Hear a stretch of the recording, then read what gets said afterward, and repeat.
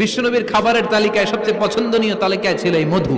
মধু খেতেন, দুধ খেতেন, খেজুর খেতেন, জব খেতেন, বার্লি খেতেন, ছাগলের বাজুর মাংস খেতে পছন্দ করতেন, সিনার মাংস। সুবহানাল্লাহ কইবেন না? What a choice! কি চয়েস ছিল বিশ্বনবীর! বাজুর মাংস খেতেন। বিশ্বনবী লাউ খেতে পছন্দ করতেন, লাউ। রুম্মান ফল খেতে পছন্দ করতেন, রুম্মান মানে ডালিম। রুম্মান মানে কি? ডালিম খেতে পছন্দ করতেন। মাশরুম খেতে পছন্দ করতেন। সুবহানাল্লাহ পড়েন। মাশরুমের স্যুপ পাওয়া যায় না রেস্টুরেন্টে? বিশ্বনবী বলতেন আল কামআতু মিনাল মান্নি ওয়া মাউহা শিফাউন লিল আইন। এই কামআহ মানে মাশরুম, ব্যাঙের ছাতা, এটা হলো মান্না সালোয়ার মতো দামি খাবার।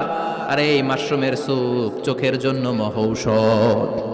যাদের রাত কানা দিন কানা আছে, মাশরুমের স্যুপ খান, চোখ ভালো করে দিবে কে?